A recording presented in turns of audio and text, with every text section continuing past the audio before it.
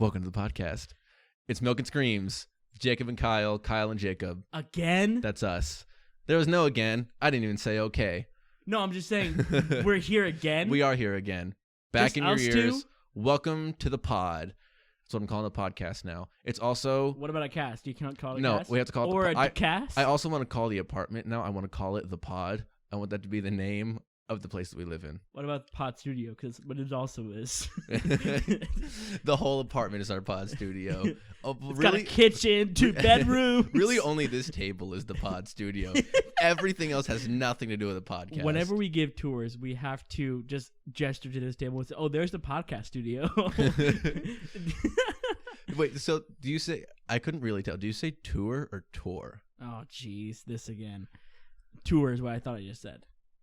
I can't even tell. Is it? Are you more towards the tour or more towards the tour? You know, Towards the tour. Yeah, you know, you feel me. Towards the tour. I feel like tour is what I normally would say. Tour. Although we can't rewind live right now and find out what I just said. I might have said tour. I feel like you said tour. I say tour. Yeah, I mean, that's a southern thing. That doesn't surprise me. Okay, we had a conversation like this 2 days ago or something about... We just dove into this rabbit hole. Just dove right into it, and just we're discussing how English words are... And that's our thing, too. We just find way... We always say it differently. Like, our notorious one is the word that's spelled P-E-C-A-N. Oh, good. You know what? This alone could take up a podcast episode. We've been fighting about this for years. Now, granted, I have graciously given because Kyle's actually pulled up the dictionary and said, this is how it's pronounced in the dictionary. But it's obviously a regional thing, how you pronounce that word. I say pecan because I'm not a lunatic. You're just wrong. No, I'm not wrong. I'm okay with being a lunatic, but also being right. If you're just going to willingly admit that I'm right and call me a lunatic, I'll take that every day. I would make this a podcast episode if we hadn't been talking about it for like 5 years. So I'm done talking about it. But those kinds of things, we always talk about them. And they were always on the opposite side. Yeah. We're never like, we both say pillow. He's okay. I get onto a lot of my friends for saying milk with an E. It's milk. It's spelled with an I. But he came in the other day and said the word pillow, and then I punched him. And I said, hey, it's pronounced pillow. It's spelled with an I. And then I think he yelled at me, and then we started talking about the word route or route, and we somehow got to the conclusion that it's dependent on the sentence that you're saying. Like, you say Route 66 for a road, but if you're talking about like a proverbial route, like the different educational routes we've taken, you say route, not route. I don't know how we got there. It was like a 45-minute conversation. We should have turned the microphones on. We talk about those things for way too long. We waste so much time talking about the English language. And you know what? I feel like people who made the English language were like, hey, we should make words that don't make sense on purpose. So Kyle and Jacob will argue about it. And that's why we started a podcast. We're very excited to be back. 2021's in full swing, and it's looking like a lot of the same. It's been a doozy. Speaking of doozies, I'd like to bring a story to you guys' attention. I really don't want to talk about it. From last week. And this story requires a little bit of context and a little bit of grossness that I've gotten into in other podcast episodes, I'm sure, at this point. Probably. Talking about my bowel movements. Whoa. Hey, welcome to the podcast. Welcome to the pod. We're starting off with Jacob's BMs. So, if you know me, you know that I do not poop gracefully. I do not. I think I'm gonna die every time I poop. That's pretty much my life at this point. And I have sought after solutions. I've climbed mountains. I've searched in the valleys for solutions to my issues, because my issue doesn't just lie in the fact that I retch and I groan when I poop. I'm in immense pain when I poop. My rectum is just not the prettiest sight to see. I've searched for solutions, and I've often been told, Jacob, you need to get a bidet. It's been my like, not my mantra, but like, it's been like the most common solution to these issues has been get a bidet. It helps. It helps with, booty itch. It helps with Of course. Cleanliness. It helps with everything. And some people just literally your brother just takes showers after he poops, no matter what. He poops at home and checks the shower. Yeah, the man won't poop in public. And then when we get home, we're all wanting to shower, but he goes in the bathroom first, and then he takes about half an hour to poop, and then another 45 minutes to shower. And it's a little excessive. It's a little much. Well, I don't really appreciate it. I think he and I just are men with similar boots. You guys just pass stool so aggressively, but still it takes so long. Well, anyways, back like last year in like September or October, I was gifted a bidet, and it's a very simple thing to install. If you don't know what a bidet is, it's like an installation that you put into your toilet that sprays water right into your ass crack, like just sick right there, and it cleans you very well, very thoroughly. And some people don't use toilet paper after they use the bidet. They literally don't, because it cleans them that well. Now, I got a very cheap bidet, and like I said, it's a very simple installation. Your toilet essentially has like one little pipeline of water that goes in there. You turn that pipeline off, you drain the toilet, and then you just like you take off the seat, put the bidet there, attach the seat back on top of the bidet, and then you just put the little pipe. What is it called? Like the valve? No, there's a word for it. You're talking about the nut that you screw on? Yeah, but there's like a piece in the middle where you put the nut. Oh, I don't know. Anyways, you screw some things together. It's literally super simple. It should have taken me 30 minutes, right? And I asked for Kyle's help because I'm useless. So the first part went off without a hitch. I thought getting the toilet seat off was going to be impossible, but it was super easy. Kind of gross, but we got to clean everything out in there, make my toilet look really nice and clean. So after we did that, we attached the toilet seat and the bidet back. Like, we got it all nice and neat. And we're like, okay, now we got to do the plumber stuff or whatever. We drained the toilet. We turned the water supply all the way off. Everything was going fine. There was still a little bit of water left in the toilet, so when we unscrewed the bottom of the toilet to like get the pipeline in there, water started leaking out. No big deal. There's only so much water in the toilet. Kind of to be expected. You're moving stuff off a toilet. You're unscrewing. You're thinking, there's a lot of water here, and some falls. And you're thinking, at least it's clean water. And you're thinking, I'm a working man. This happens, and toilet water is on me. I'm not going to call my dad. You know what I mean? So I screw everything. Foreshadowing. I screw everything back together, and I turn the water supply on. Stuff starts trickling out from where the valves and nuts are connected. No big deal. The instructions said this might happen if things are screwed on too tight or too loose, so I turned the valve off. Allegedly. Allegedly. Some may say. I try to unscrew the nut, and there's so much pressure behind it. And lo and behold, I unscrew, and water starts pouring out of the valve.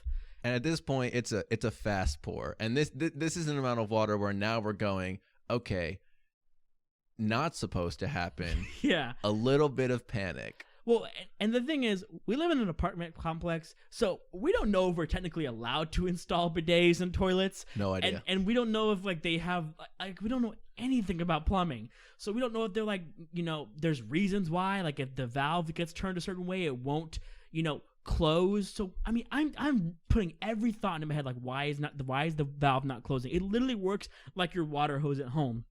You turn it all the way one way, water's on. You turn it all the way the other way, water's off. So I'm turning and I can't turn it anymore, and there's water still pouring out from the wall, and it's flooding my bathroom floor. Eventually Kyle is like panicked, and I'm like, if Kyle's panicked and he's super smart, and I should be screaming, like I should be running around like scared. And I feel so bad because this is going to be a huge mess. So we do some quick thinking. We get buckets, and we pour the bucket underneath while Kyle's trying to figure out the mechanisms and stuff like that. Yeah. I mean, it literally is super simple. We can't, it can't be made any simpler. No. And this is the height of embarrassment for me in my lifetime. Okay, so like I said, the water's flooding my bathroom. I'm pouring water into the bathtub like in bucketfuls. Kyle's just trying his best to get everything off and like trying to just. We're done with the bidet. We've given up on the bidet. We unhook everything for the bidet, and then we just try and just put it back into the toilet. And I was just trying to connect everything back to the original way that it was, and everything connects. And then I get the last nut on there, and there's still just water just spraying out of it because I'm screwing a nut onto the thread that's above it going into the toilet, which, should keep all the water going through, and it doesn't. It's spraying everywhere. Oh, and should we also mention, it's like 9:45 at night. It was semi-late, and I wasn't having it at that point. Like, we both had, been working I don't know if we started school yet, but I worked all day. I was exhausted. I was like, it should take like 15 minutes. We'll be done in and out. And I was like, we're gonna have to call a plumber. Like, the water's not turning off, and we have no access to like the outside to just turn the water off completely to our apartment. And so, like, we're just like thinking, we're just like, okay, we're just gonna have to call a plumber. And Kyle gets his phone, and we're like, it's gonna be $200 for him to come out and just do some simple solution thing. And I'm just like, I'm already in debt. I'm just like about to start bursting into tears, and I'm like, okay. We were really afraid we were gonna have to pay like an emergency plumber for him to walk into the bathroom and then turn the valve a little harder than we were. We were just scared we were gonna break it. Yeah. And then that would be even worse. So I was like, okay, call my dad. And I FaceTimed him, and he's at this huge party at church, and like, I can't hear him, he can't hear me, and I'm like, oh no, like, I need him at home on the couch so he can just like talk to me. And I hung up on him. I was just like about to start crying. I was so frustrated. We were in there for like 30 minutes we were fishing water out. We were just so distraught.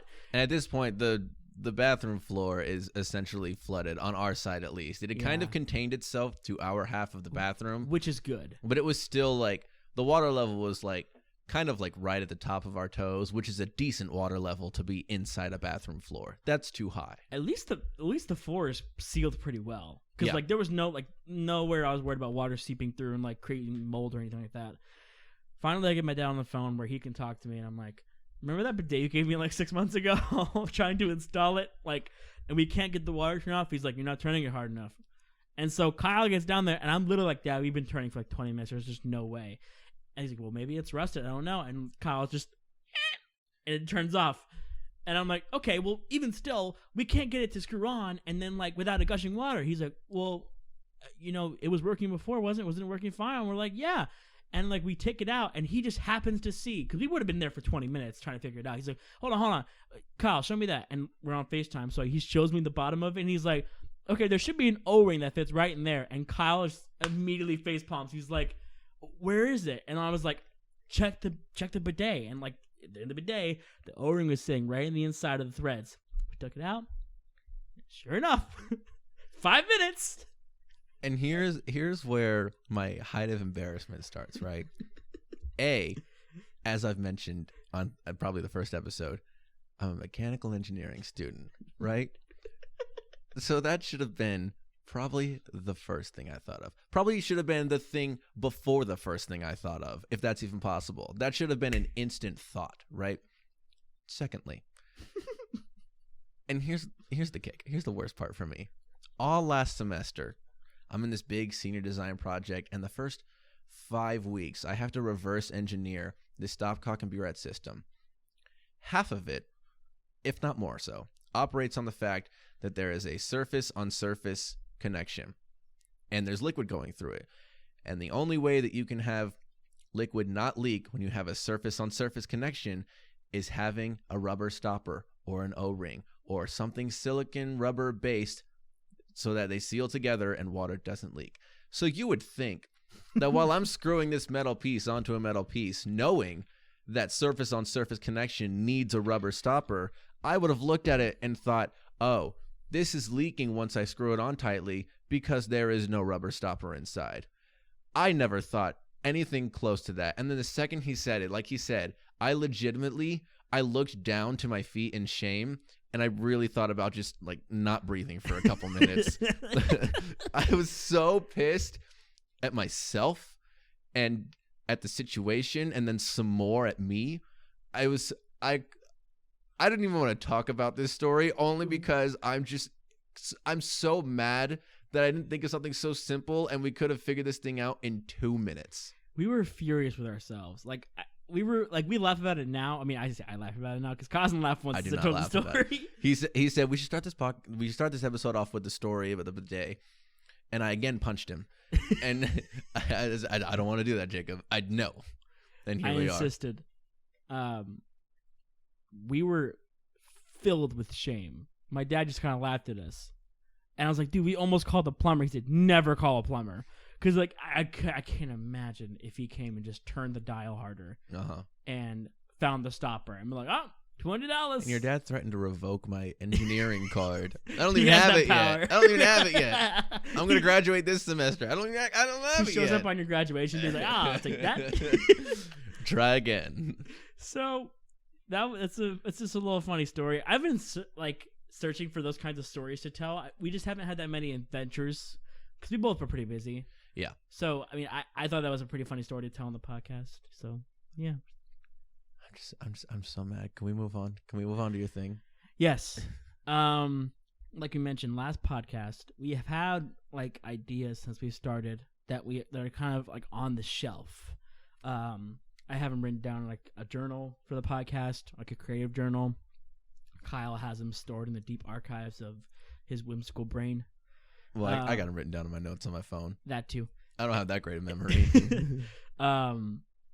And one of those ideas was to talk about curse words, swears.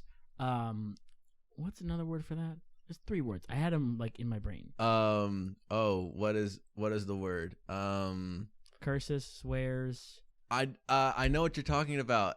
Vulgarity. Yeah, being vulgar. There you go. That's okay. a good one. So the reason why we're talking about this is because while my vocabulary is somewhat typical for a college-aged man who is just, living hard just knocks, just living. What I mean to say is my vernacular is very loaded with expletives. Whereas my good friend Kyle here, I've only heard him say what I would refer to as a cuss word, like meaning the bombs, like maybe one time when he was furious. Yeah, I just don't use them really ever. It's always been a part of me, and I don't know. I never changed. I guess I'm not a cussy boy. You're not a cussy boy, cussy. But I thought it might be nice to go through because I'm very fascinated with language, especially the English language. Like we just were kind of talking about, yep. how words sound and how speech works compared to writing. Pardon me. And I was curious about curse words because obviously words and definitions change over time. And I was curious, when did curse words start becoming bad? How does someone decide they're bad? Exactly. And that's something I've thought about too, especially leading up to this, is because, their origin, kind of where did they come from? Because someone just decided to say just a random noise, right? In frustration or in disregard to something, and just made some random noise at some point, if that be the origin of the word. Mm-hmm. And then he or someone else decided, hey, I don't like that. And then that first guy was like, why not? I just made it up right now. And then the second guy goes, because I'm pretty sure I'm offended by it. And then they called it a bad word. You're very close. That's kind of what happened, but it's actually, it kind of roots back to our good friend capitalism. Dude, Jacob, I'm already mad. What are you talking about? I said kind of. You have to you know how they have the board with it's connections and they have just red string, yarn. Yarn. You have to make some really long. You have to reach a little bit. All right. I will hear you out. Yes, and we've agreed that this was going to be an episode of the podcast, and it's funny because Netflix literally just released a series called The History of Swear Words, right? Where they go through 7 or 8 of them, and they have comedians and historians and linguists talk about swear words in depth. I purposefully didn't watch the entire episode just because I didn't want all of my research to come from just a Netflix special. And plus it's a little bit cringy. But I did research online, and I did research on 2 words in specific, words that I find most people find to be the most vulgar or offensive. Right. And also words, there's 2 words that I think when you think of curse words, those are the words you think of. Because I've heard you say piss. And on occasion you'll say ass. I've probably said that once out loud, and it was probably a joke that I had heard that just doesn't hit the same without it. Right. And that's another thing too. When sometimes you hear words like that, and they don't you can't say frick the police. You know what I mean? Yeah. Like there. I'll get to that too because there's like quotes from the show that I watched that were like really interesting when you talk about curse words. Let's just dive into it. I'm really excited. Go for it. Hit me with some intro knowledge. I think you'll be really intrigued by this. I think a lot of what you're gonna say, just about the origins of curse words, is probably an area that I have a very minimal amount of knowledge, because they're words that I don't care about and have never looked into. Like, I've looked into other words that I thought were interesting. Where the heck did they come from? You know, like all the ones that Shakespeare made up. Like, I think he's the one that invented the word assassination, right? And I think that's interesting. I just don't care about these words because I don't use them, but I'm interested in their origins regardless. Yes. So let's do it. So, I'd just like to ask you a question that I thought was very interesting at first when I did research on this episode. Who do you think of the actors, the male actors, has cursed the most in movies? Samuel L. Jackson. Samuel L. Jackson. That's your answer. Do you have a reason why? If only for Pulp Fiction alone, I would say Samuel L. Jackson. I mean, he's a very explicit person in general and in a lot of his movies. And he's been in a lot of movies. So his movie count alone would probably raise that number. Yeah. Good or bad movies. I think if he's not number one, I think he's high on the list. He's number 3 if I remember right. Okay. I'll take There's that. 2 people above him, which surprised me like immensely. Just take another guess at who's number 1. I just want to hear your guess. Because the number 1 surprised the hell out of me. Well, I mean, I'm trying to also go out just off movie numbers. There's Kevin Bacon, but he doesn't really curse a lot in his movies. He's not on that list. Nope. Who else will be on that list? All I can think of now is Pulp Fiction is John Travolta, but he's not on the list. Nope. By any means, because it's Grease. Who in the world? There's no way it's Nicolas Cage who did that. What? There's no way it's Nicolas Cage who did that show. No. I can't. Maybe Denzel Washington, but I don't think he's cursed in a lot of his movies either. He might be like high on the list. Jonah Hill. No way. He's number 1. Jonah Hill is number 1. He broke the record for the most curse words in a movie with 107. Jeez. And was that Superbad? It wasn't Superbad. It was Wolf of Wall Street that he broke the record for that. But I forget the number exactly, but he crushes everybody else. Leonardo DiCaprio is second.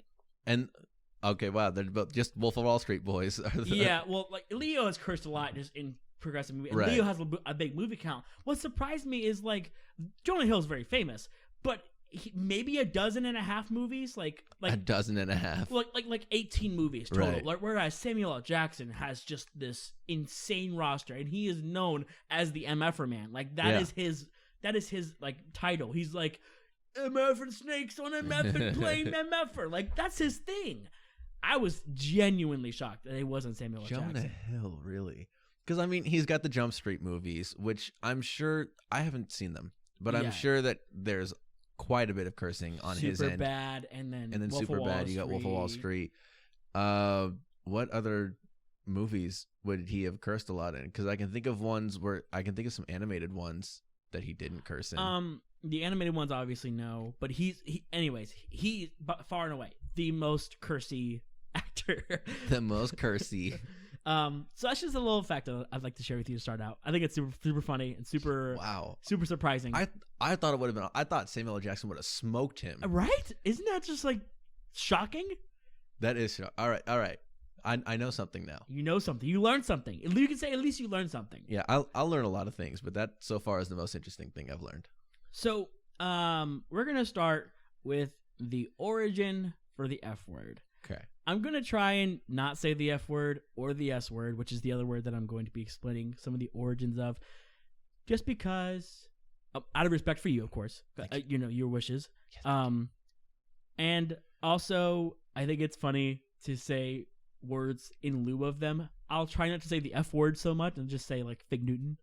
Fiddlesticks. Frick. Fork. Fork. Fudge. I like fork. All right, so definition of fork. Ultimately about coitus, right? Yeah. That's what it has meant to us and to many people around the world. That's what it's meant. But it also has very a myriad of meanings and ways to interpret that word. This is a quote from the show that I thought was very poignant and very interesting. Curse words can cut, soothe, delight, frighten, insult, and seduce. Interesting. Like it doesn't just mean one thing. Where right.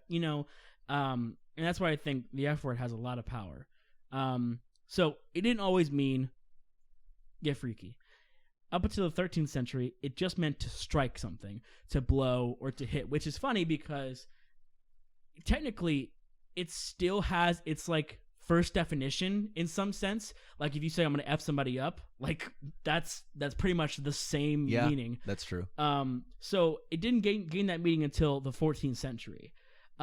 This is also funny because you know how like my name is Smith, right? Yes. Like that comes from like blacksmithing. Like that some time ago my family was blacksmithing. You know where I'm going with this. There are people in that time period for 1,000 or so years that are named John Leeffer or Roger F by the navel. That's his name. So just like Taylor and Smith or Johnson, even like my son John. That's just the way the names were. There are a dozen or so John Leeffers, and it's super funny to me. That's so weird. So that just shows you how commonplace that word was to use back then.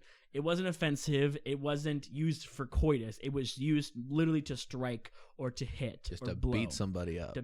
Maybe to beat somebody up, sure. But I think probably what they were using it for, like, probably had something to do with smithing, like smashing metal or like flattening metal. That's my idea. Okay. I don't know if that's 100% true or not, but moving on. In the 14th century, it got its notorious definition and carried it all the way to the Victorian era without being offensive. So it was just used like if you were to say, I'm going to have sex with somebody, you could say that word in short. And actually, people later came up with an acronym that were like, this is the origin of the word. It's like a smushing of it. And they would say fornication under consent of the king. What? Whoa. Fornication under consent of the king. I've never heard that before. Completely hogwash. It's not real. But people came up with that later and were like, that's what the word came from. It's pretty clever. But yeah, it's pretty clever, but no. It's complete hogwash. So I thought that was interesting. Little tidbit to throw in there as well. Fornication under the consent of the king. That's so funny to me for some reason. So yeah, it got carried all the way to the Victorian era without being an offensive term. And during the Victorian era, this is all, of course, in England, where the English language, originated. It was banned speech. It was, banned for I don't know how long, but it was you weren't allowed to say it. So for some reason, it became offensive.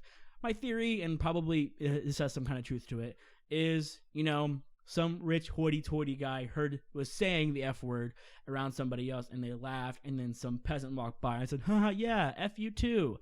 And he was like, I don't like it. I don't like it, and you know what? Now that's a peasant word, and we're going to ban it. No one can say it now. That's probably exactly what happened. I'd buy it. I would do it too. The F word is not only the most used swear word by a large margin, it is also the most censored word. Obviously, I would see the second part of that coming, being the most censored. I didn't know that it would be the most used one. It is by a large margin. And only because so many people are more sensitive to that word than any of the, I guess, lower tier curse words, right. Ones that people find less offensive, that I feel like more people are comfortable using the quote unquote lower tier ones. Right. I figured they would be more used. Right. And I'm going to get to some of those like concerns and like, why these words are censored and why they're treated that way in a little bit. Cause it gets very interesting. Like, it's not just about these words were always offensive and now like, it's just, it's something changed and, anyways, it's also used as a protest word, right? So it evokes an emotion that's like deeply, like deep disappointment and frustration. A lot of people, and this was talked about in the series that I watched, hear the words "F the police," and I'm getting into some muddy waters here, but like, hear me out. They immediately think that's disgraceful, that's dishonorable, why do they hate the police, all this stuff. And I think, and I'm not alone here, that when they were saying that, they weren't just saying, man, the police suck, I want to break the law in peace. They were so disappointed and so let down by people who are supposed to be there to protect them and help them. And this, of course, is in LA in the 80s, so it's very different than now. Right. So that was the only word that was able to evoke that emotion in a song. You know what I mean? Like, like those words are not there, and it's used as a protest word today. F the system.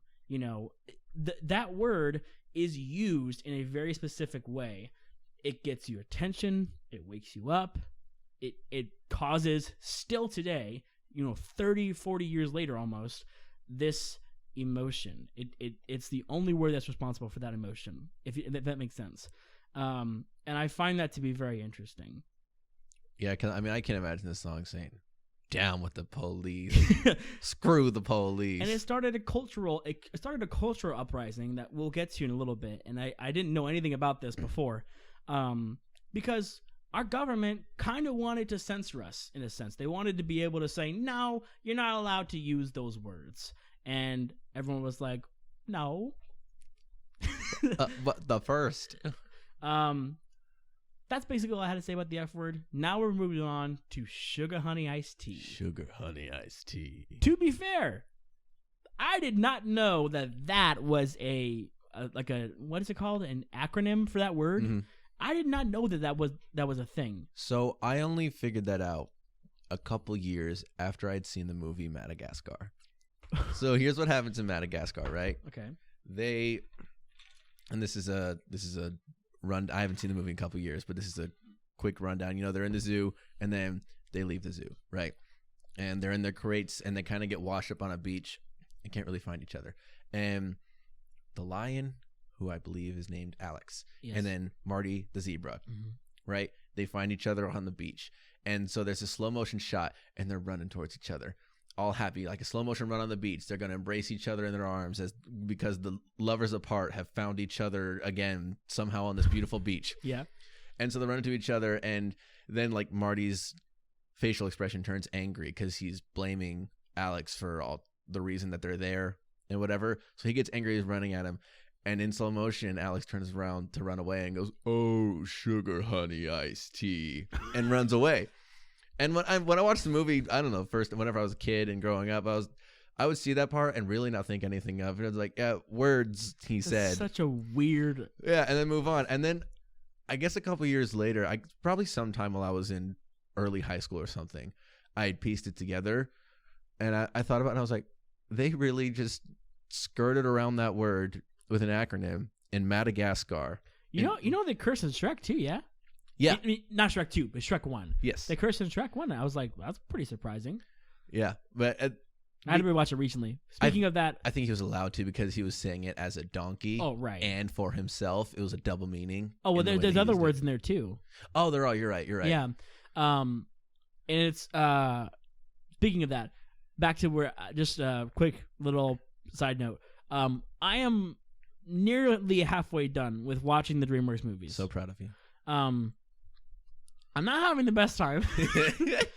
And I realized I watched a lot of the good ones first. I have a long way to go with all these really bad movies. But you have yet to rewatch Shark Tale though. I'm dreading. Your mood elevated once that happens. Your skyrocket, guaranteed. We're gonna get into this, and I don't want to. I just want to put that on the side note. That episode is coming. Hopefully by March. It's a lot of movies, guys. It's so many. We did the math. We counted all the theatrical releases, and it's like 30 movies. And I've watched like 11 or 12 so far. I don't have a lot of time to watch movies, and a lot of them are behind a paywall, so I can't just shell out $500 or whatever to watch all those movies. So it's gonna take a while, but we're gonna get to it. We're gonna come back to that. I think it was episode 2, wasn't it? That was probably like 4. 3 or 4, something like that. Regardless, it was a long episode ago, and we need to get to that episode Anyway, back. back to sugar honey iced tea. Back to sugar honey iced tea. This one's actually more interesting to me than the F word. Really interesting. Okay. So it follows a very logical progression to me, right? It's a really old term, and it's pretty much always had the same meaning. Sugar honey iced tea has always meant caca, poop. It's always meant that. And it's been a common term for a long time, and it's had the same meaning since the Anglo-Saxon era. That's a long era. That's a lot of eras ago. It's a lot of eras ago, and it was used commonly in that area where poop was a part of our daily lives, right? So, okay, let me rephrase that. Okay. So, back before plumbing, people used to poop together. This is for real. It was a group poop. It was a group poop. So imagine a corral, like just a room, and there's 8 holes in the ground with little seats, kind of. Okay. And everyone would just poop together. That's what public restrooms look like. No walls, no nothing. There was a sponge there to help you wipe your butt, and that's it. It was disgusting, but it made everybody just kind of it was a different time. And it helped the crops grow. Win-win. Sure. It's hard to explain, why that word has to do with that, but the idea that poop is just a part of our daily life. People had to scoop poop and put them into the streets, to get rid of their gray water. You know what I mean? That was just a part of their daily lives. They would say, I gotta grab this poop, S word, insert S word here, right? And shove it out the window into the street. That's just what they did before sanitation, before that idea. And along with people in Europe getting more richer, and getting their own houses and having more rooms in their house, and actually having a room where they rinsed and pooped in the same room. Revolutionary, right? And that idea of privacy came into it too. So then that word became something else. It became a vulgar word because pooping was something you did largely by yourself, unless you were still really poor. So if you said that word, you were looked at as lesser than, or you were looked at as, you guys don't poop by yourself no more. Join the times. It seems like this common theme is rich person does something different and calls word peasant word. Yeah, and a lot of it has to do with, specifically with F and S. It has to do with sexual hangups in a sense. So if you are really just vanilla, let's just say, and you're religious, you think one man, one woman, all this stuff, you aren't going to use that word just because, even back then, you weren't going to use that word just because people who use that word are not that way. And I'll get to that in a second too, because it talks about censoring. And it was a very counterculture movement where I'll get to it in a moment. So with the holes in the ground, you said it's 8 holes in the ground like a corral. I just imagine 8 people pooping at the same time, right? And it's a row of 4 holes and a row of 4 holes. Yep. And then so people on the far end go S, and the second go H, and the third go I, and the fourth go T as they're pooping, and they're spelling it out like cheerleaders. While they group poop. I would love to do that. That's what I imagine. Also, group poop is a wonderful term that you just came up with. Group poop. Now I want to be a part of a group poop. I don't know why richer people were so ready to get rid of that. We're so ready to want that privacy, because if they really were cheerleading the way that I think that they were, and they were having this communal bonding time, I feel like it definitely helped us see each other. Because the thing is, I've said this before. Not on the podcast, but just in general. I don't see people as better than me normally.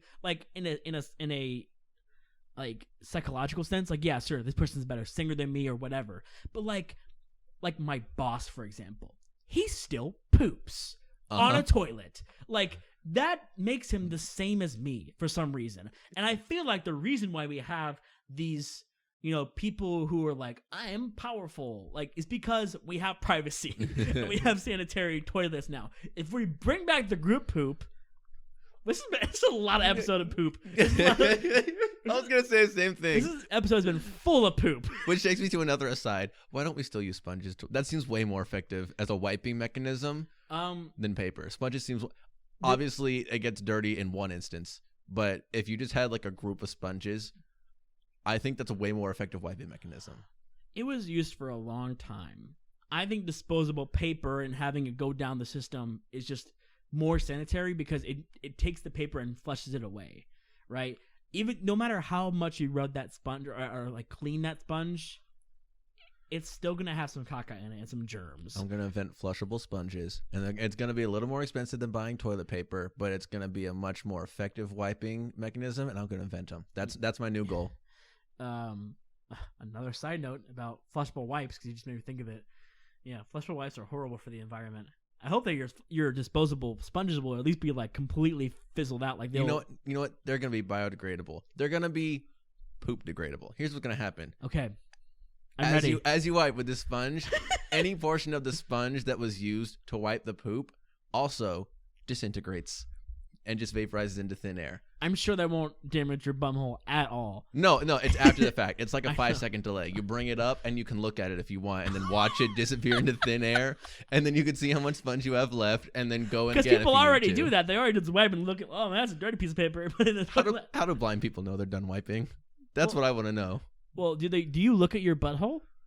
No, but I look at the toilet paper. I take a wipe, and I'm like, okay, still not done. And if Maybe I get a wipe that's really finished. that's pretty clean, I'm like, okay, I'm done wiping. How do blind people know? How do they know they're done? Well, Do they question. gotta feel the paper and be like, oh no, there's poop on that one. I'm not blind, so I don't know. Blind people, hit us up. Hashtag milking screen. How do you know when you're done wiping? How do you know? Your bunghole. You're done wiping. How do you know? Okay, that was a chain of like 3 asides. Bringing it back. That was kind of my gist on the S word, right? Basically, as we separated ourselves from the process of poop, we cleaned our own poop for hundreds of years. We did all this. As we separated ourselves from that and grew more private and grew more affluent, that word became less used. Now, it obviously has a few more definitions. Like you could say, I'm the S word, or you're the S word, and that's like the best compliment you can receive. Right. And I think if you told someone like 500 years ago, like someday someone's gonna, if you told someone, hey, you're the S word, man, they're gonna be like, what are you talking about? Like, that's ridiculous. Like, how could you insult me like that? It's kind of like, had this reverse psychology sense to it. Which, speaking of psychology, brings me to my next point. And I'm actually really excited about this because I've always felt this is true, and I'm glad there's some science to back it up. All right. Okay. Okay. I'm so excited to talk to you about I'm so excited to hear your words. Swearing and psychology. Okay? So, when you swear, you are probing the evolutionary mind. So, it's not like, let me just finish my sentence. You're doing something almost purely subconscious. Brain scans have shown that when you curse, you're accessing different lobes of the brain than when you're speaking, or even using words like frick or shoot. So when you say the actual word, you're accessing a piece of your brain that is different than when you say frick or shoot. For this reason, scientists have done myriads of experiments where you put your hand into a bucket of ice. And they do this with many people. And they say, okay, you can say whatever you want. You can say F word. You can say this, that, or the other. You can say this. And you tell the other people, you cannot say a curse word. You can use frick. You can use shoot. You can use whatever you want. You can use, but you cannot say the curse words. And it shows it almost always works to where the people who can curse are able to hold their hand in water almost double the amount of time than people who are using these subsequent words. They've used different words like flip whistle, and I looked up, was one of the words. Like they made up their own curse words, just to show like this is not just about saying a word. It's about what the word means in your mind, and it gives you adrenaline when you say curse words. When you're So that means like you can become stronger by saying curse words. They've done weight tests with like athletes where they're able to say, you know, F on every rep. I'm serious. They've done these experiments, F on every rep, and they're able to do more reps. People who are allowed to say whatever they want or just work out normally. It's interesting. It's unlike any other words that they've done research on. So I think there's obviously something there when you think about what these words are achieving. These aren't just words that are like bad. They're words that do something to your mind and psychology. And a lot of people, when they talk about censoring things, like when they talk about censoring TV or they talk about censoring or not using curse words in public or anything like that, they always think about children. Right. Psychologists have done studies on children as well and have shown that by age 6, on average, children know between 10 and 40 curse words. Are there that many? There's a lot of curse words, and I'm assuming they probably count the really low tier ones that we just mentioned, like piss and ass, like those ones. They know on average 10 to 40. So, jeez, I think I knew 0. Well, and the thing is, that just goes to show you, like, no amount of censoring is going to protect every child in every way. No, definitely not, because it depends on. How the parents speak in the house as well. And sometimes... Or the older siblings or whatever. Sometimes parents claim they don't curse at all or they never cursed. And the child can learn words throughout different ways. It can be at school. It can be anywhere. Scientists aren't genuinely sure how kids learn these words because they show up to these experiments and they're like, oh yeah, I know these words, what they mean, or I don't know what they mean. And it varies. It's something that you can't measure. Right? There's no amount of harm that you can measure. Everybody says, hey, if you listen to this music or if you listen to people say these curse words to you, you're going to turn into a maniac. And that's just genuinely not true. These kids who knew the curse words in the experiment, they're not all axe murderers now. Which I sure hope not. Which brings me to my last kind of topic. I hope I'm not going too short. No, we're good. We're good? Okay. Censorship and fogies. And who now? Fogies. That's what I think that's a sandwich. Hoagies is a sandwich. Okay. Fogies is what I call people who are old and crickety and just shake their fists like this. So like super boomers? Super boomers, but fogey. Okay. That's the name for Fogey I did not know that was a word. Or is that a made up word? It's not a made up word. I've definitely heard the word before. How's it spelled? Fogies is how I spelled it, and I didn't get a spell check on it. So fogies. Okay. I'm gonna remember this one. I want to remember this word. So, this begs the question: why are curse words bad? This is one of the most interesting pieces I found in my little bit of research. Right. This is the part that I think will interest me the most, as well as why they became. Besides the whole peasant word now. Right. Outside of that. It really comes down to degrading people who you don't like and vilifying them in any way you can to the public. This is just one of the ways to do that, right? So people who are upper class or, royalty or insert whatever, high class title you want there, their goal is to degrade the lower class and make them, subservient so that they can keep their seat, right? And this is just one of the ways to do that, whether it be in 1985 where they're censoring music or in 1855 where they're just censoring the word in general. In 1971, there was a Supreme Court case that made the F word and other curse words legal to say as part of protected speech. In what? When? 1971. That's the year that it was made legal? Mm-hmm. It was illegal up to that point? So, not that it was illegal, but there was in states in certain areas they would ban that word. Right? Oh, so there would be repercussions in like jobs and stuff like that. Right, obscenity laws is what they called them. Okay, and I'll get to that soon because there were obscenity laws all the way up to the 90s in certain counties. Wow. But 1971 it became protected speech by the Supreme Court. People who disagree with curse words either had religious values that they tried enforcing on others or sexual hangups that they were uncomfortable with. And like I said, it's the counterculture of like the 80s and 70s and 90s, really, Right. where they had, you know, people who were saying waking up and like having kind of like their own renaissance in a sense, where there was just a boom of culture, a lot of black culture, rock and roll, like these kinds of things were happening, and the old fogies, like I just called them, were just like gobbledygooked. Like they were just like, Excuse me? I don't know the word to describe it. They were so hateful and spiteful of it. Okay. Even though, and it's funny too, I was, the one that I guess thrown around this past year was WAP, the music video, the song WAP, how inappropriate and vulgar it is. And there's a song, what's the girl's name? Like back in the 30s, this really popular, it's not Aretha Franklin, I think it's Lucille Ball, is that who I'm thinking of? Maybe. Definitely not Aretha Franklin.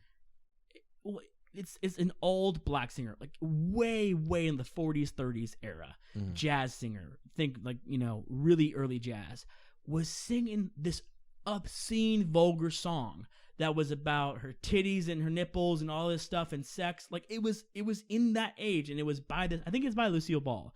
I don't remember the name of the song. I just saw it on Twitter or online somewhere, and it's a verified, you know, song, legitimately sung by her. And it just goes to show that dynamic, the old hates the young, or the, you know, high in power hates the young in power, has been in effect since the dawn of time.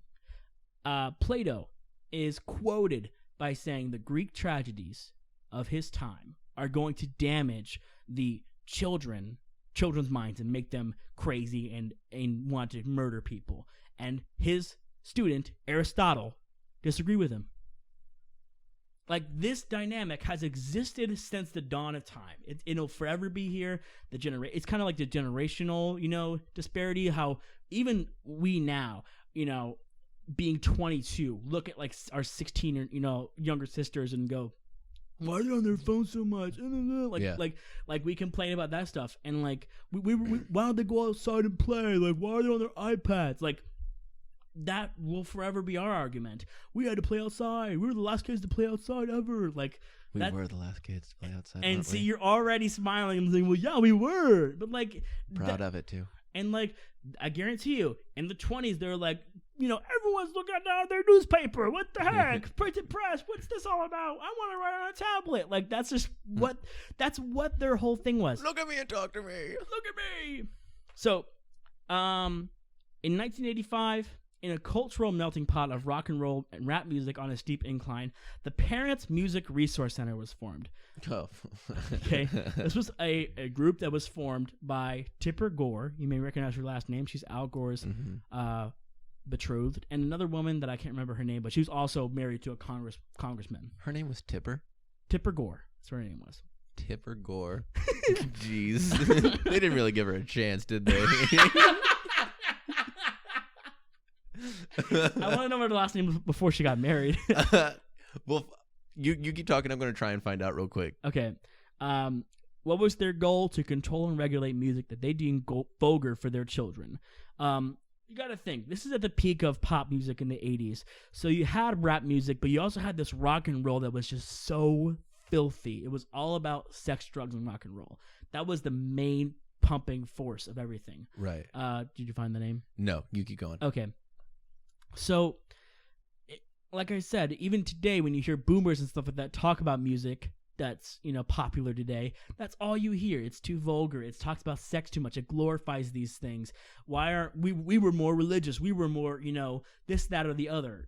That's the argument. And like I said, it's the same argument they've been having. The problem is they didn't want to just use like parental guidance stickers, like this court case is where those things came from, the parental guidance stickers on like albums and stuff like that. Right. Was it just a sticker that said, "Parents don't approve of this"? Kind of. Be wary. You know how like most rap albums will have a black sticker on the bottom that says "parental guidance advised." Yeah. Or what is it called? I think I'm using the wrong word. Let me see if I find it in my notes. Parental advisory stickers. Yeah. Before that, they didn't have any regulation. You can say whatever you wanted, have anything you want in the front of your album, which you still kind of can. They would just have a sticker on it. If the company, it's like the, I don't know, like there's a board that looks at your album and says, "Yep, parental advisory, bing, you have a bad album," or whatever. The problem is they didn't want to just do that. They didn't want to just regulate or like just say, hey, here's a warning label for all the parents out there. They wanted to outlaw the words. They wanted for no one to be able to say them. There is a quote from the Supreme Court case where one of the judges said, if I hate the language they're using, if I could find a way to constitutionally ban them from making music again, I would. Wow. Like, that's just hateful. Like that's and the thing is too, a lot of this, because it's about rap music in particular and rock music, but rap music especially is really, it seems very racist, and there had no problems with it, when the Beatles made music about this or whatever, about drugs or anything like that. But as soon as people who are black start making music that is, offensive, if you want to call it that, or just not your type of music or whatever, they start having really big problems with it and start bringing it to Supreme Court. Like that to a lot of people just was a big red flag. A lot of it too was about rock and roll, which is why I don't think it's solely a race issue. But then you have the issue of like sexual hangups. A lot of rock and roll back in the day was about bondage and like, rape fantasy and all those kinds of things. So a lot of people and parents had concerns with their kids listening to that kind of music because of it's going to turn my child into a monster later on in life, when we know in reality most of those people are our parents. So they're not monsters, they're normal adjusted people. This is the same argument they've been having since the dawn of man, right? So this obviously created stirs, and eventually they came up with the warning label parental advisory stickers on albums, right? The people who during this time wanted to ban curse words were just trying to invalidate people they disagree with by calling them vulgar and improper, as if to say vulgar language is a sign of lack of intelligence. So that's another argument I see levied all the time. Whenever people say, curse words often, they get labeled as unintelligent or, not very smart or not very lingual. Right. I had a psychology professor try to explain that to me. He's like, instead of saying F this, you can say like many different words instead of that. I'm like, well, yeah, but the F word's really fun to say. And the F word is so colorful, and so it has so many different meanings. It can mean a myriad out of emotions as well. It just, to me, I see your point, right? We should try to learn more words. The English language is so wide and diverse, and having a good vocabulary is a very good thing. I don't think that means don't say curse words. You know what I mean? Right. That itself is not a reason to not say curse words. I think the English language is too wide. Too wide? I think there are too many words that mean the same thing. Get rid of some of them. Let's just start weeding out some of the words that nobody uses anymore, which I could come up with a list later. But there are words that nobody says because they don't want to, and it kind of sounds a little pretentious, and no one wants to be that person anymore. Yeah. Let's just get rid of them. There are too many of them. The dictionary is too big, and I want to read all the books in the world, and I really don't feel like reading the dictionary because it's too big. Once I lessen the dictionary, then I'll read it. So this gets into some of the most messed up stuff that I found in my research, right? Literal obscenity laws exist, and there's tons of cases where people just literally got arrested and put on trial for saying curse words. And in the 90s, there was a popular rap group called 2 Live Crew. Mm-hmm. And they were reportedly coming to headline in Florida, wouldn't you know it, and a district judge banned them from selling their music in the area and banned them from performing live there before they ever came down. Of course, they came down and performed it, and they arrested them live on stage. Jeez. And they arrested one of the leaders of the rap group, and he was eventually acquitted from his charges. Obviously, yeah. And the ban was lifted, and they were able to sell their music, and it boosted their popularity.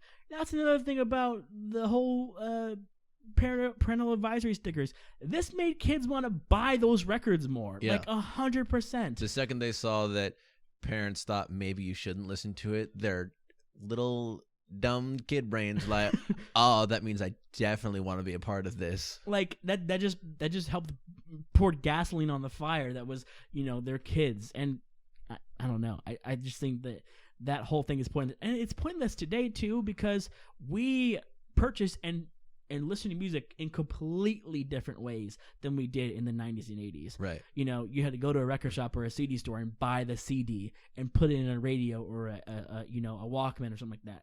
Now you can find 8 different ways to listen to music that your parents say no to if you're smart enough. You can go on YouTube, you can illegally stream it, you can Spotify it, whatever. Or you can go to your friend's house and pop their earbuds in. Like that to me, you will never ever get your kid from not listening to that kind of music.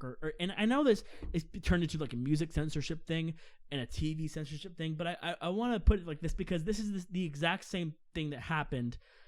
Well, okay, let me put it this way. It's how do I put this? I'll be here. I don't know how to put it. It's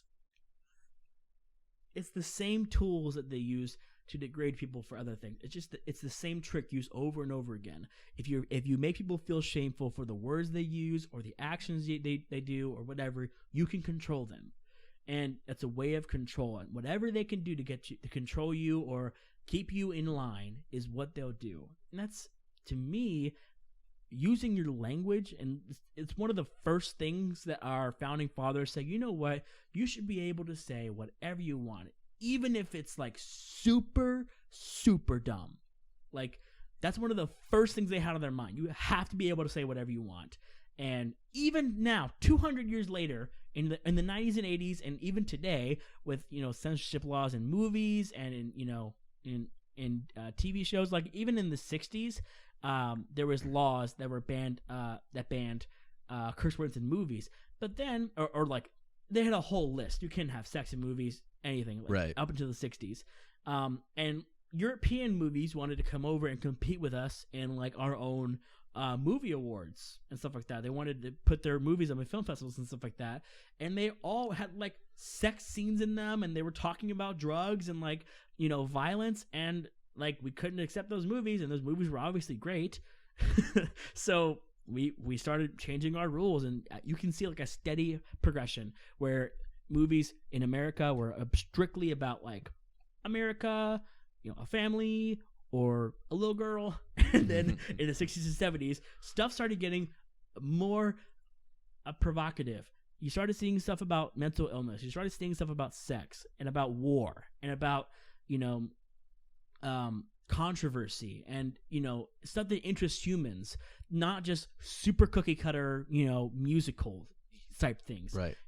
And I feel like that you only get that with free speech. You only get that with the ability to say whatever you want. And I say this to a degree, right? Because obviously there's a huge thing right now going around about Twitter bans and social media bans. Right. Right. There's a certain little somebody who loves to use Twitter who just got banned a couple days ago. And that's everybody's go-to is, well, what happened to free speech? What, his platform he's being deplatformed on purpose. First of all, the man's president. Like, he has the platform. He can turn on a microphone anytime and say whatever he wants. In fact, I'd rather him do that instead of tweeting, because that'd be the most hilarious thing ever. If he just like came on TV and was like, it's still an election, election fraud, I'm still president, I'm not going to inauguration, and then just every 15 minutes some do small that. Bald man leans into the screen and says, this has not been verified. This information is possibly false about the election. He can do that whenever he wants. He can say whatever he wants, but the private company has the right to quell his lies. Let's just call them what they are. They're lies a lot of the time, if they're being harmful. And for years, they seemed like they weren't harming anybody. And obviously, we've learned that people are very capable of using those lies and creating a monster. And in that way, I think it's kind of a blessing and a curse. You can say whatever you want, but your words can still hurt, and your words can still, stir up emotions in you and stir people that you, and do things, get out of control that you can't control the tongue. You know what I mean? You can't control the tongue and the mind. A lot of I hate to bring scripture into this. I don't like talking about scripture anymore, but well, thankfully, I love it. The tongue is the rudder of everything.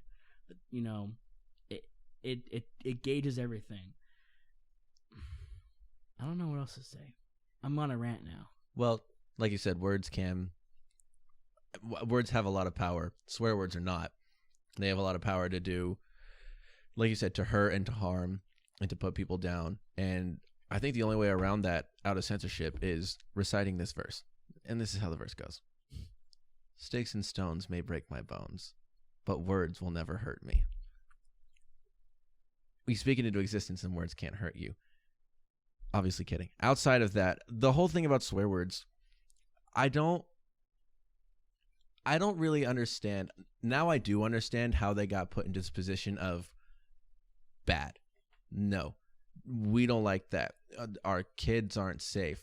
I don't want to be insulted in this way. So do you think that will ever, because you said like you've seen this natural progression of becoming more acceptable, but still being, censored in areas of TV or whatever your movie rating is because of the amount of curse words or certain curse words. So do you see the progression going to some state in 50, 70, 100 years where just nobody cares anymore?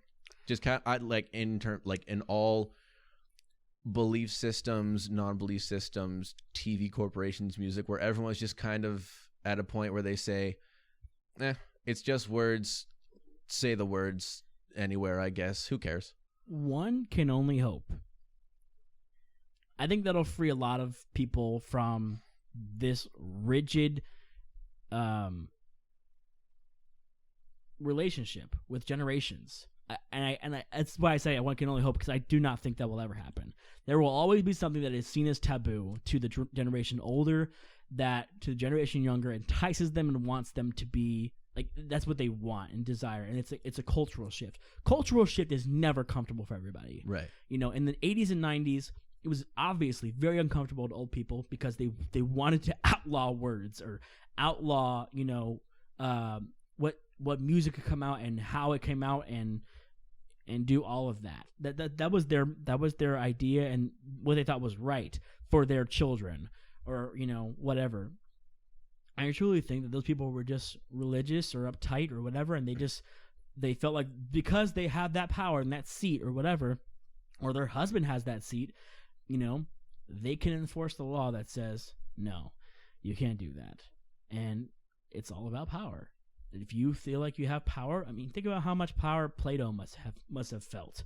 Right. I'm this great mind, I'm this philosopher. Of course, you probably wouldn't know that for 100, however many years, but he's this philosopher. He's probably very prideful, and Aristotle was like, these Greek tragedies are pretty cool. He's like, those are gonna poison your mind.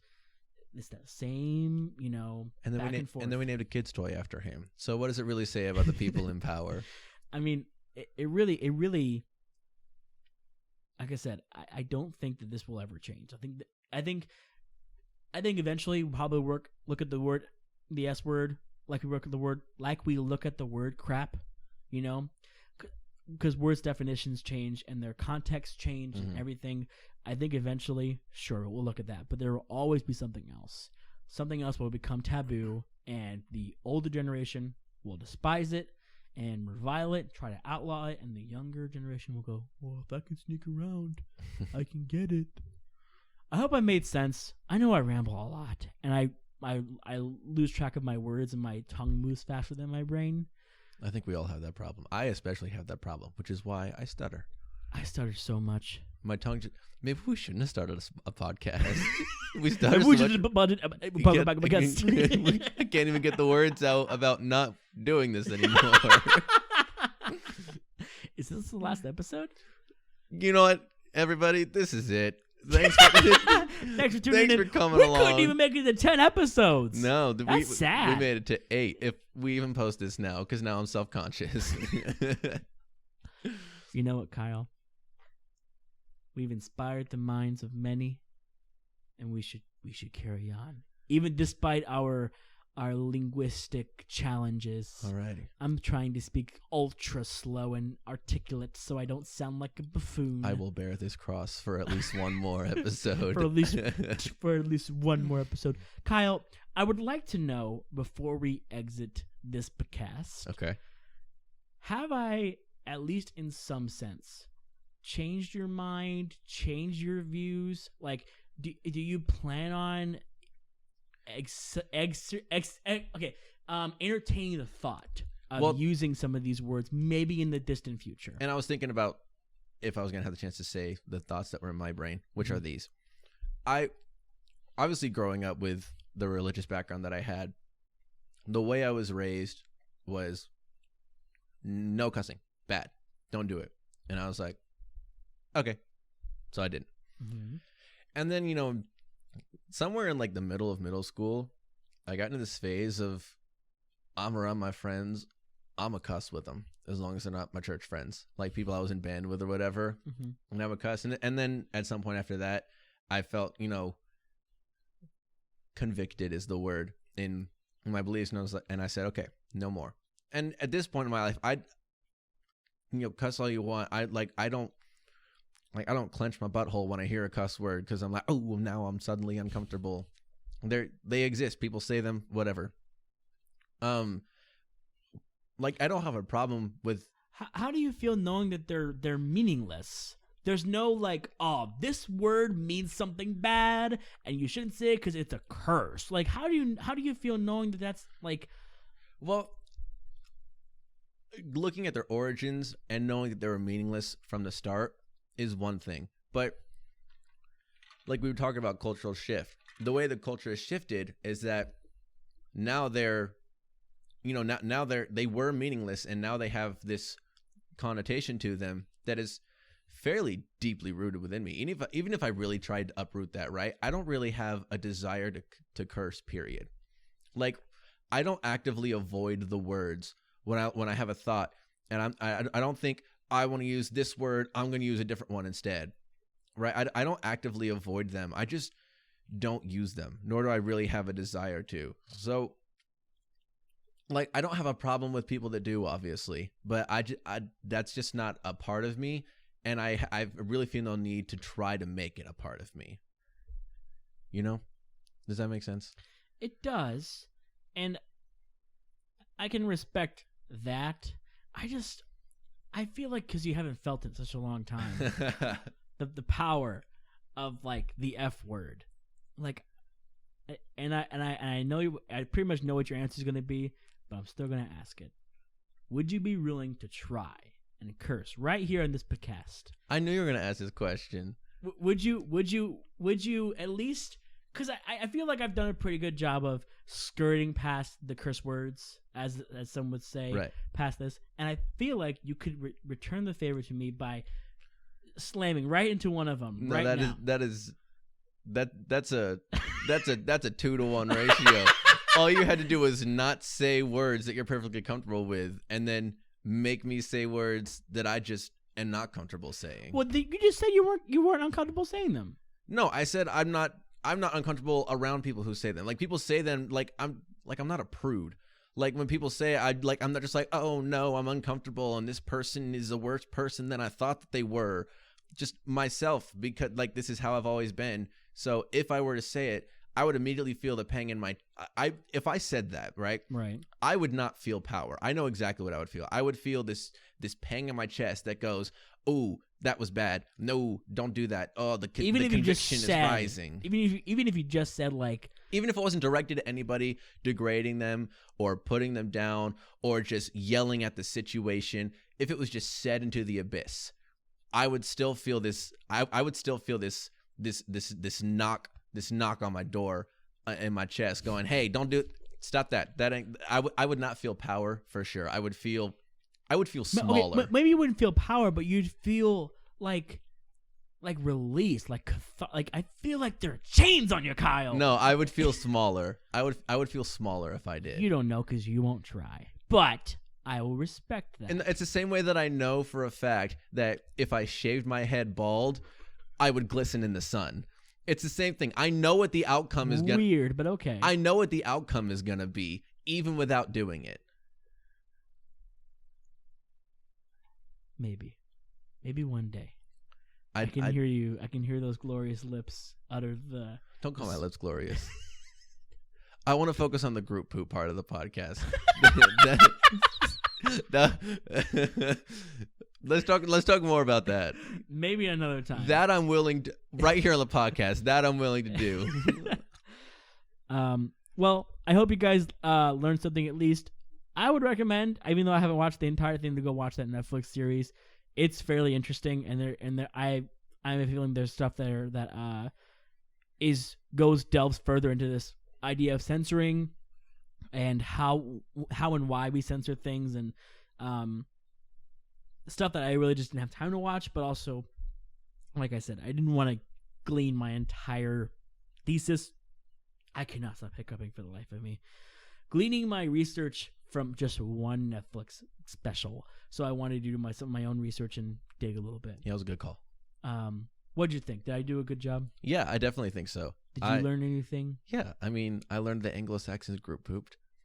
I learned that a lot of this stuff ends up being meaningless because of, power. Parental advisory started to try and to censor music. Jonah Hill has the most cuss words in movies, and then it's Leo, and then it's Samuel L. Jackson.